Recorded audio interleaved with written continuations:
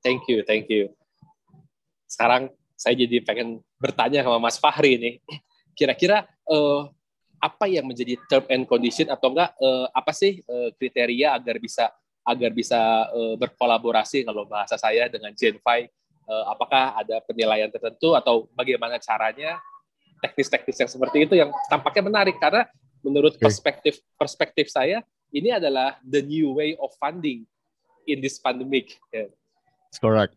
Thank you Mas Edwin. Bicara untuk kriteria ya, itu ada beberapa memang. Dan saya bisa disclose beda dengan bank yang mungkin saya mesti tanya kredit analis tim kami dulu gitu ya.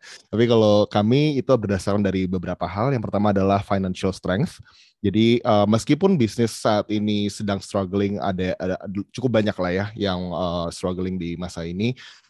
Kami akan lihat inflows dan outflows-nya. Jadi kami bisa lihat kapabilitas perusahaannya. Dan kedua adalah solvency. Solvency itu adalah kontinuitas dari sebuah bisnis untuk berkembang. Jadi sustainability atau keberlanjutannya. Jadi most likely kita akan lihat dari bisnis modelnya. Jika punya fit dengan Genfy, maka kita akan jalankan hubungan itu. Ketiga adalah crude efficiency framework. That's on how you manage your expenses basically. Jadi lebih ke bagaimana kita menggunakan ini ya, biaya-biaya tersebut. Dan yang terakhir adalah daily atau monthly consistent revenue.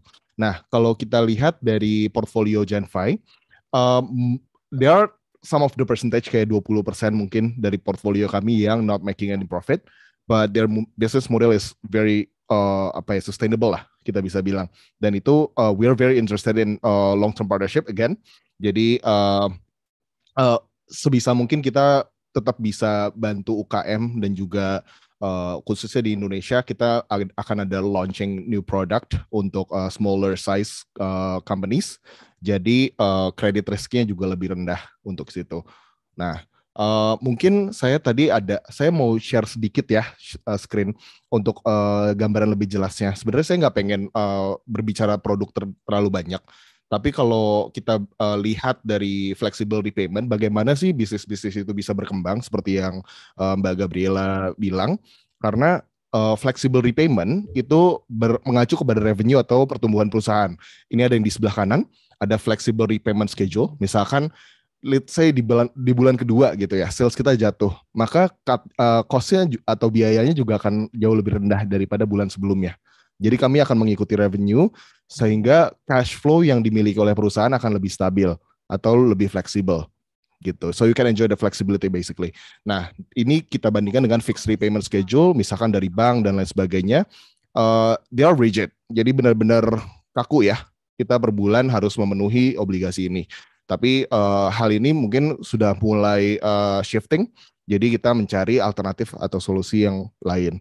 Nah, mungkin kalau untuk teman-teman di sini kita bisa sambil open communication juga ya. Dari teman-teman saya lihat ada yang mungkin saya kenal. Ada ibu saya yang kebetulan dari UKM juga.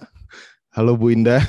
Terus ada GG Gemuruh itu UKM juga. Dan mungkin ini adalah saatnya kita melihat bagaimana cara kita berkembang di saat sekarang ini. Justru bukannya benar kata Mbak Gabriela ya, jadi kita nggak mundur-mundur aja nih.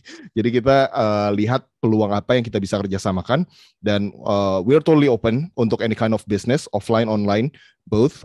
Tapi memang memerlukan kriteria tersebut yang tadi saya bilang. Gitu sih Mas Edwin. Iya, menarik ini. Ini by the way buat teman-teman yang hadir di sini semua, kalau teman-teman ada yang mau bertanya, boleh raise hand, boleh tulis di chat, silakan teman-teman. Boleh bertanya ke Mas Fahri, Genfy, boleh juga bertanya ke Mbak Gabriela, it's open. Ya, gitu. Nah, oke. Nah, sekarang saya mau tanya lagi ke Mas Fahri. Bagaimana kalau misalkan setelah ada bisnis yang bergabung, didanai dengan revenue sharing ini, lalu somehow memang omset menurun, oke lah, berarti share-nya pun menurun. Tapi biasanya apakah ada bantuan khusus untuk pendampingan khusus untuk bantu UKM atau startup itu buat membalikan kembali atau meningkatkan kembali revenue-nya? That's a great question. Thank you Mas Edwin. So far kita masih berfokusan di financing, tapi kami memiliki partners. Di sini ada beberapa partners kami juga yang join, seperti Pak Arianto. Selamat malam Pak. Jadi kita bareng-bareng untuk membina UKM ya. Jadi Pak Arianto dari UMKM kita itu di Jawa Tengah, Jawa Timur. Nah, kami berkolaborasi lah. Jadi kami since launch di 3 bulan lalu, itu kami menjajaki partnership banyak sekali untuk bisa menemani SMEs, startups atau UKM bisa berkembang. Nah, dari Gen5 sendiri berbeda dengan investor atau venture capital yang memberikan mentorship. Jadi kami hanya providing pendanaannya, namun kami ada misalkan partner kami dari Hunian, dari ADA Asia, dan lain sebagainya, itu yang akan membantu untuk digital marketing, for example.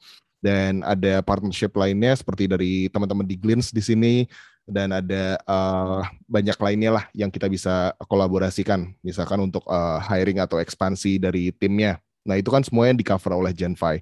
So the rationale itu misalkan instead of you having money nih, misalkan 100 juta, nah itu 100%-nya diisi semua untuk misalkan kita udah digerus equity-nya, misalkan kepemilikan kita udah dari situ, dari investor 100 juta. Instead of having that, kenapa nggak menggunakan dana dari Gen5, misalkan 30%-nya lah untuk marketing gitu ya. Jadi 30 jutanya itu di cover Gen5, tapi pengembaliannya itu kan berarti flat fee kami itu sangat rendah by the way, jadi di range 6-14%, misalnya kita 10% untuk gampangnya. Berarti yang kita bayarkan untuk agency atau untuk digital marketing hanya 3 juta gitu. Jadi itu ada langkah-langkah strategik yang bisa kita lakukan di pandemi ini, dan khususnya growth capital itu yang enabling the solution to be happening sekarang gitu. Oh, oke. Menarik ya. Jadi paketnya lengkap juga ini dengan kolaborasi. Nah, terus kalau saya boleh tahu, fund size-nya biasanya setiap kali collaboration gitu, apakah ada size-nya atau it's totally depend on the startup, the SME? Sure. Jadi benar kata Mas Edwin, ada tetap ada tiket size-nya ya, kita bilang itu di $500,000 Singapura dolar. Jadi sekitar mungkin 5 miliar ya. Jadi 5 miliar itu untuk tranche pertama. Jadi untuk penjajakan pertama bisa up to 5 miliar. Tapi kita akan lihat lagi kalau misalnya bisnisnya ternyata dengan Gen5 bertumbuh dengan baik, maka kita bisa raising sampai dengan $1 million. Gitu. For how long? Depending. Jadi satu tranche bisa 12 bulan dan juga bisa lebih dari itu. Tapi kalau kita lihat misalkan partnership kami dengan Aqua atau Gapster, itu kita untuk kurang dari 12 bulan, dan itu juga pendanaannya juga kami khususkan untuk beberapa hal yang kami pilih untuk strategik ya. Ya mungkin dari Mbak Gabriela juga bisa input. Oke, menarik juga ya. Dan industrinya SME-nya ya hampir semua juga Gen5 masuk ya, berarti sebenarnya nggak ada masalah ya. Betul sekali. Jadi banyak sekali sekarang bisnis-bisnis yang inovatif, dan justru yang sekarang mungkin mayoritas di sini besar ada e-commerce, ada F&B, ada teman-teman di sini bisnisnya apa aja sih? Mungkin ada Stefania yang bisnis F&B juga, macam-macam lah. Nah itu sebenarnya bisa untuk kami cover dengan sistem yang lebih fleksibel, instead of having yang tadi saya bilang rigid gitu ya plan-nya. Nah di Gen5 kita bisa bantu perusahaan-perusahaan agar bisa bertumbuh lebih cepat di pandemi gitu. Oh oke. Nah terus biasanya kadang ada beberapa apa ya saya sebutnya, ada beberapa community gitu, mereka coba bantu itu, mereka saling melengkapi. Misalkan di Gen5 sudah ada kategori fashion, sudah ada kategori F&B, mungkin ada beberapa kategori yang belum Gen5 punya portfolionya. Apakah Gen5 coba kejar portfolio in that industry, atau totally murni dari yang datang semua, atau kadang Gen5 juga ada jemput bola juga di industri yang belum ada? Kami sangat industri di Southeast Asia dan khususnya Indonesia itu masih untapped. Jadi sangat banyak sekali industri yang belum tercover dan kami sangat senang untuk bisa kerjasama dengan lebih banyak industri lagi di Indonesia sih, gitu. Oke. Ini sekarang saya ada pertanyaan buat Mbak Gabriela ini. Saya sebenarnya pengen tanya, suka duka nih collaboration with Gen 5. Kira-kira sukanya sih sudah kebayang lah ya, sudah dapat gambaran sukanya. Tapi apakah ada dukanya atau ada hal-hal yang menjadi concern, atau apakah Gen 5 mengintimidasi atau apa, atau Gen 5 so far so good being a partner? So far sih I have no problems, and kalau for me itu kayak it's good when there's something yang kayak pushing me further gitu, karena kalau misalnya kita dengan adanya growth revenue growth type of caranya Gen 5 ini yang push to grow more, itu sebenarnya it's really good for me. Jadi kayak benar-benar memacu, kayak tiap hari itu kayak ngecekin angka gitu kan, kayak udah grow belum ya, mampus nih kalau misalnya belum grow gitu kan, because the goal is for me ya kalau bisa ya to get more money and more cash more and more gitu kan, sampai bisa through Gen V limit gitu, kayak udah sampai limit terakhir dan I'm done with it gitu kan. So because like it's a good portfolio juga buat kita gitu. Kita bisa show juga kalau misalnya kita mau raise more money nanti dari investor lain misalnya, kita juga bisa proof gitu kayak nih kita bisa grow kok dengan misalnya funding segini kita bisa grow segini gitu. For me sih I have no problems ya for now, karena it's very helpful. And so far juga bukan yang kayak dikejar-kejar tiap hari ditanyain gimana growth kamu, it's not like that juga gitu. Jadi it's a very good partnership. I have no problems with it sih so far. I think it has been pretty good gitu. Oke, thank you. So jadi kalau boleh tahu berarti Erigo juga one of your client ya berarti ya? Yeah, they're one of our clients, betul. Oke, sebenarnya Indonesia siapa yang nggak tahu Erigo sih? Yeah, especially after New York Fashion Week, kayak everybody knows them now. Jadi kayak mereka benar-benar makin everybody knows them gara-gara ya, maksudnya during pandemic yang kayak orang semua tone down gitu kan, kayak dia malah kayak go big gitu kan, which is a really good thing that they do.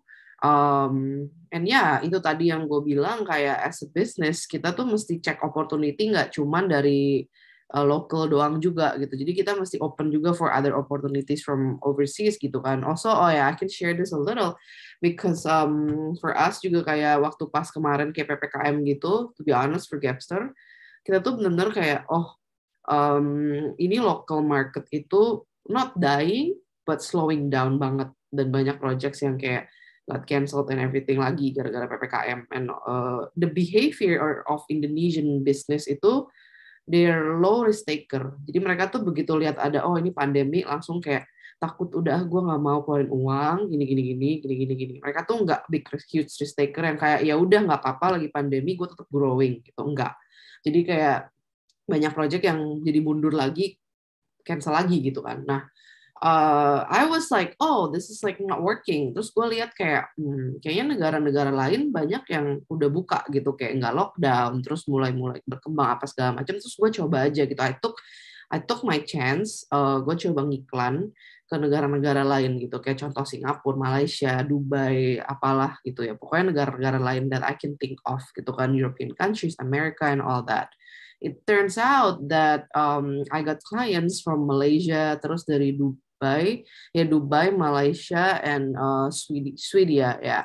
And then terus gue kayak, this is working gitu. Kayak ternyata negara lain itu nggak sama kayak negara kita yang lagi PPKM gitu kan. And apparently now they become our clients gitu kan. Terus mereka juga pesan lagi sama kita juga gitu. Dan nowadays kayak you don't limit yourself by just selling through your own market, which is Indonesian market. We can always open our border to anywhere because sekarang udah nggak ada batasan gitu, especially with internet and everything. Kita bisa komunikasi lewat WhatsApp. If I can give an example, kayak kita itu our clients from overseas, we're talking about production ya, we're talking about fashion production gitu. And kita ngomong ini developing style sampai produksi beres sampai ngirim, itu semua bisa kita lakuin via chat. Dan it works gitu, kayak chat and video call lah ya untuk ngasih lihat style apa segala macam. It works really well for us. So buat teman-teman ya jangan pernah kayak berpikir kalau market kalian cuma Indonesia doang gitu. Think globally because I think because of the pandemic juga mesti mikir kayak kalau Indonesia nggak working apa bisa nggak sih keluar gitu. Tapi kadang-kadang gini, orang Indo itu especially when I talk to my clients and all that, banyak yang kayak bilang emangnya bisa ya kita ke luar negeri, apakah kita udah cukup ya kayak cukup good enough atau gimana. No, we're all good enough and kayak never think that you're not enough, karena kalau kita nggak coba kita nggak tahu gitu. Dan jangan selalu berpikir kalau misalnya luar negeri itu semuanya lebih wow dari kita gitu, nggak juga gitu. Kayak ya mereka juga kalau in terms of ngomongin fashion production ya mereka bisa aja sih ke China atau ke Korea atau other countries, but if we can give them the option and we can provide good service, we can provide good pricing and value, they would choose us gitu. It's not gonna be a problem gitu. We just have to try and take our chance and shoot your shot gitu. Karena mungkin banyak orang kayak nggak berani coba gitu kan, karena kayak ya nggak tahu atau mungkin kayak nggak kepikiran atau mungkin juga takut risky or whatever. But for me, coba aja dulu gitu. Kalau misalnya works. If it doesn't, it doesn't. It turns out for us it works. And thankfully, gara-gara ada some of these orders from overseas itu ngebantu kita banget during PPKM. And I also talk to other people that's in this similar business like mine yang in terms of produksi ya. Dia juga bilang, iya gue juga banyak kebantu sama production overseas gitu. Kalau nggak ada overseas, mati banget lah gue gitu. Karena when we talk about other countries like kayak Europe sekarang udah nggak lockdown gitu kan, terus kayak Amerika there's no lockdown gitu, economy is going back to normal, kayak people here don't wear masks anymore in some places, and kalaupun pakai gitu kayak semuanya udah normal gitu, udah bisa concert, udah bisa dine in and everything gitu. Meanwhile di Indo kan masih PPKM level 3, masih PPKM ini itu gitu kan. Even in like other countries like maybe in Singapore, mungkin juga udah nggak terlalu lockdown apa gimana, I'm not sure about it, but like maksudnya kayak coba pikirin opportunity outside Indonesia gitu. Karena sekarang juga kayak let's say you sell your stuff through Shopee gitu ya, you can actually make money out of like selling stuff di Shopee, yang dari Shopee Malaysia, Shopee Singapura, Shopee other countries gitu kan. Actually sekarang optionnya udah makin banyak, jadi kayak jangan cuma think locally, but you should also think globally gitu. Keren sekali Mbak Gabrea pengalamannya. Mantap. Oke. Mas Fahri, itu kelihatannya dari Duitin ada yang bertanya ini. Iya. Mereka Hai bertanya. Agi. Waste management. Sure. Yes. So we are more than happy to support your business. Dan untuk waste management, cukup banyak ya di Indonesia sekarang bermunculan startup di waste management. Dan mungkin dari potensinya juga kayak contohnya yang terakhir saya lihat bisnis portfolionya adalah untuk limbah minyak goreng ya. Jadi itu dikumpulkan dan itu ternyata bisa diputarkan jadi ekosistem juga tuh. Nah jadi we are more than interested untuk bisa bantu bisnis-bisnis inovatif seperti ini. So please feel free untuk reach out. Nanti kita mungkin bisa ngobrol-ngobrol. Leave your email here, nanti kita bisa korespondensi. Right, thank you Mas Fahri. Thank you Mas Agi. Thank you. Wah, Mas Fahri, ada hal-hal lain lagi yang ingin di-share dengan kita sehubungan dengan Gen5? Just to sum up mungkin ya, untuk Boleh. simpulin beberapa hal yang Gen5 akan bantu bisnis di Indonesia untuk berkembang. Pertama, Gen5 akan memberikan fast funding, itu hanya 0-2 hari untuk cash disbursement-nya. Dan kami menggunakan flexible repayment, yaitu melalui persentase dari revenue. Dan yang ketiga adalah tanpa kolateral atau jaminan. Jadi 3 kemudahan itu adalah solusi disruptif di Indonesia yang kami harap bisa membantu teman-teman yang hadir di sini untuk bisnisnya, dan hopefully kita bisa berkembang bareng lah gitu untuk long term partnership. Oke, saya lupa ada satu pertanyaan tertinggal buat Mas Fahri. Oh iya. Berapa persentase yang biasanya dikomitmenkan untuk di-share? Saya penasaran soal percentage. Percentage dari ininya, sharing. Betul. Sangat rendah. Jadi mostly range-nya itu ada di 5-14%. Tapi kita lihat dari jangka waktunya juga semakin cepat akan jauh semakin rendah cost-nya. Tapi kalau kita misalkan ambil 12 bulan mungkin secara APR atau annual percentage rate itu di 14-15% lah ya. Gitu. Oke, sangat sesuai dengan UMKM yang ada di Indonesia. Yeah. Oke, terima kasih Mas Fahri. Mungkin ada satu kalimat penutup lagi dari Mbak Gabriela atau ada closing statement mungkin? I think my closing statement would be tadi sih. Jadi kayak to sum it up ya, not just about Gen 5 but also as entrepreneur and business owner. Satu kayak apapun itu, mau pandemik, mau apapun itu, jangan pernah kayak give up, and jangan pernah kayak, oh ada masalah ini, gue mesti stop my business or whatever. Because when you signed up to become an entrepreneur yourself, itu tuh you're already signing up for all the risks, you're already signing up for all the problems, you're already signing up for all the apa ya, pokoknya all the problems and the risks that's gonna come to you. Jadi kayak jangan apa ya, jangan stop di situ aja gitu. Kalau misalnya problem ya udah pasti ada tiap hari gitu, it's normal, we live our life gitu, there's always gonna be problem within business kan. Tapi just make sure that you can always like open your mind and like be very like open to new things and all that when you're doing it, and remember that there's always a solution to every problem. Jadi kalau misalnya orang bilang, aduh gue nggak punya duit nih, gimana ya? Well, there's a lot of solution now. There's Gen 5 here. There's other options as well. Jadi jangan selalu bilang kayak gue nggak punya duit, gue nggak bisa grow, gue nggak punya duit, gue nggak bisa mulai bisnis, gue nggak punya duit, gue nggak bisa ini gitu. That's bullshit. Sorry ya, maksudnya I might say it in like harsh way, but that's bullshit. Because like menurut gue, when you're willing to do it and you're apa ya, punya gut and like willingness to do something and fix the problem, atau emang pengen ngelakuin sesuatu, pasti bisa gitu, as long as you have that willingness and you have that power to do it gitu, and you believe in yourself, because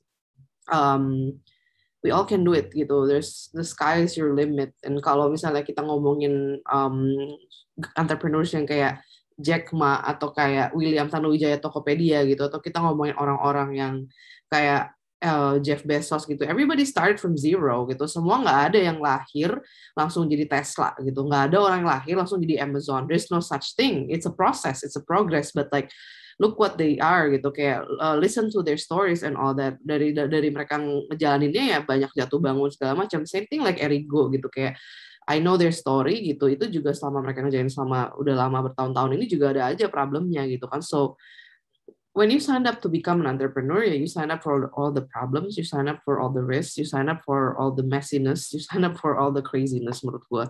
Just enjoy the journey and don't be too idealist, karena menurut gue kalau terlalu idealis juga kadang-kadang kayak jadi ngebatasin lu juga sih. It's limiting your business. Be always open-minded and learn about new things every day, and menurut gue don't be too like not too prideful, but like jangan terlalu kayak, oh you know I'm already here, kayak gue udah di atas apa segala macam. Just stay humble, I think, every day, and always like learn about something new, because there's always something new to learn every day, as much as you've been doing it for so long. Then menurut gue with the global market now that I mentioned before, there's so many openings yang kayak opening opportunity, maksudnya yang kalian bisa reach. Jadi always think globally, don't just think locally. And I think that's it from me. And balik lagi satu lagi, kita nggak pernah tahu this pandemic itu sampai kapan. So yeah, just go do it, and you can always grow, because a lot of brands actually grow. If you guys know Glossier, it's like one of the cosmetic brands from the US, and itu brand kayak sempat tutup pas pandemik, tokonya semua mereka tutup, tapi secara online mereka grow banget, and then sekarang mereka bakalan opening lagi stores in a few areas in the US. That's another example gitu, kayak when you can't do offline, you switch online gitu kan, satu. Terus habis itu selain itu ya nggak ada alasan buat stop diri lo gitu, nggak ada alasan buat kayak oh ya udah lagi pandemi tidur dulu gitu ya. No, we gotta still live our life gitu kan. Kayak kadang-kadang orang tuh kayak aduh pandemik gue nggak bisa ngapa-ngapain gitu kan. No, kayak pandemi nggak pandemi kan lu tetap mesti bernafas kan, lu tetap mesti hidup kan, and hidup lu mesti pakai duit kan, tetap kayak you still have to spend money on things. Ya, kayak you can cut down on things, tapi kayak nggak mungkin juga nol gitu, kayak lu mesti makan, mesti hidup, mesti pergi, mesti naik Gojek, mesti bla bla bla gitu kan. So yeah, and your employee needs to be feeded juga gitu kan. Nggak mungkin kita ya tiba-tiba tutup bangkrut gitu kan. Even bangkrut pun lu mesti tetap bangun pagi makan gitu kan. Jadi kayak we still need money regardless. So we gotta find a solution. And also one thing gue belajar dari pandemi ini adalah apa ya, it's always good to always review your companies punya apa sih kayak effectiveness gitu, karena because of this gue jadi lebih aware of reviewing the effectiveness of the employee and all that. And kayak lu juga gue belajar banyak juga sih in terms of finance and all that, to cut down on things and belajar kayak apa sih yang perlu, apa yang nggak perlu, apa yang bisa diminimize, maximize and all that stuff, which is a good thing. Actually pandemic is not just a bad thing, because every problem itu pasti ada baiknya gitu. Kayak menurut gue pandemic ini datang, yeah, it's a horrible thing for everyone. Kayak everybody got hit hard and all that, but like for me it's a really good learning. Kayak gue belajar banyak juga dari pandemic ini. Gue juga jadi I mean if this something like this come again in like 5, 10, 20 years, I don't know. Ya kita jadinya udah tahu lah ya. We know what to prepare, we know what to expect itu. And the good thing about this is just that like it opens my mind more that the market is not just local gitu, kayak and global market juga udah accepting kok sama Indonesian products gitu, yang mungkin kita sebelumnya nggak terlalu pede gitu sama itu gitu. And that we can reach anything and we can be reached out by anyone randomly, we don't know. And there's so many things yang kayak lo nggak tahu apa yang lo bisa dapat dari internet sih sebenarnya. Kayak tiba-tiba Gen 5 Mas Fahri approach me out of the blue, maybe because I don't know about that, like it just came out gitu kan, I don't know where gitu. Maksudnya kayak ya lo nggak tahu gitu. And there's LinkedIn if you guys need like investment or lo butuh kayak connections or butuh collaborations or whatever, you can always approach people from there.